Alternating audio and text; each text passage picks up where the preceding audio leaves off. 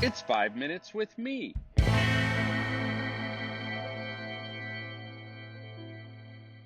Hey, friends. Welcome to episode 120. How's it been that many? Of 5 minutes with Marko. This is actually going to probably be more like 7 minutes. We'll see how it goes. A little long today. I am super committed to growth in my own life. I just passionately want to be a lifelong learner. I want to grow in self knowledge and become a better leader and a better youth worker, a better husband and father, a better human being, a better follower of Jesus. Not that I always nail this growth thing, to be sure, but I'm thrilled when I see growth in my life. Uh, with that in mind, I have a little leadership self evaluation tool that I regularly use when coaching ministry leaders, and I thought it might be helpful to pass along to you.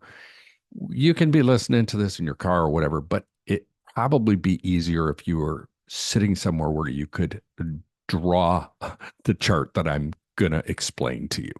Okay. So, where this came from, less than a month before I was laid off from Youth Specialties and Zondervan, this was 15 years ago, I had an annual evaluation with my boss, who was the CEO of Zondervan.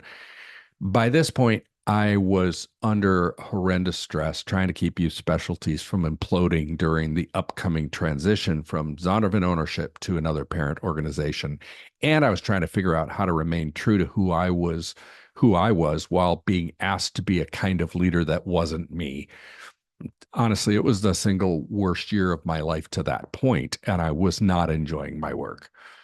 The relationship between my boss and myself was strained, and I didn't see a way out of that. I knew the ministry I loved was either going to get broken up and sold or get shut down or some other alternative I didn't see but didn't expect would be good. When I sat down with my boss for my eval, I said something like, I hardly see the point of this. I'm not very excited about it. She asked why, and I responded, well, I think that within a month, I'll either be going with this organization to a new supervisor or I'll be out of a job. But either way, an evaluation of how my leadership should change here doesn't seem worth the time or effort. She said, I don't see it that way at all. And she meant it. What came next surprised me. It was an opportunity to grow and to learn about myself. She set our evaluation forms aside, hers and mine, and asked me to create a list of roughly 12 to 15 primary responsibilities in my job, like how I actually spent my time at work. And once I created a list, we had a brief discussion to verify that I hadn't missed something, and we were both kind of signing off on it. Then she asked me to stand at the whiteboard in her office and draw a simple two-axis grid with low to high will along one axis and low to high competency, or you might say skill, along the other axis. This created four quadrants. In the upper left, high will, low competency, or low skill. On the upper right, high will, high skill. In the lower left, low will, low skill. And in the lower right, low will, high skill.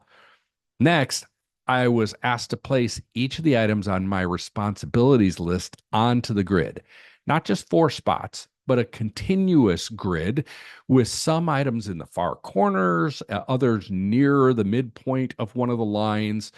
Things for me like financials, meaning staying on top of the details of our budget and financial performance, got plotted for me in the lower left quadrant, low will and low skill.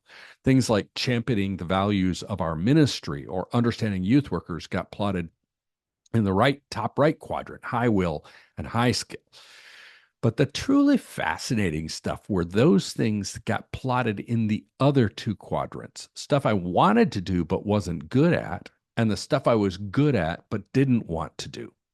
Then she revealed a similar chart she had concurrently created about me using the exact same list of responsibilities, roles, and functions. And to my great surprise, there were only a couple items where we had disagreement. And even then, the difference wasn't great. It was awesome discussion. The process was wildly helpful and insightful. Not only was it a good discussion around the differences in our perception and expectations, it was also helpful for me to assess myself. Here's a short summary with wording I've developed in the years since of how you would proceed with the items in each of those quadrants. For the top right quadrant, high will and high skill, maximize these. Try to rework your schedule and even your job description so you spend 70% or more of your time on these responsibilities. It's in your best interest and in the best interest of the church or the organization you serve that you thrive. You will get your best life and they will get the best out of you. The bottom left quadrant, low will and low skill, well, this one's sort of obvious. Try to minimize these. Rework your schedule or get creative with ways to offload this stuff. Surely we all have some of this that just has to get done, but no one wins when you spend a bunch of your time there. The top left quadrant, high will and low skill. Well, these are growth opportunities, all of them. Put yourself on a learning path, reading, getting a mentor, taking a course, and move these toward the high skill side of the page. The trickiest quadrant is the bottom right one, high skill and low will. This is the stuff you're good at, but not passionate about. A starting place here is to ask why. Did I used to love this? What has changed? And the best input I can give you for this stuff is to either offload it or, better yet, reframe it. Is there some way you can reapproach or rework how you do that stuff that taps into an area of passion for you? I'd encourage you to take 10 minutes and do this exercise yourself. Feel free to reach out to me if you have questions or if you need any help. The Youth Cartel Podcast Network.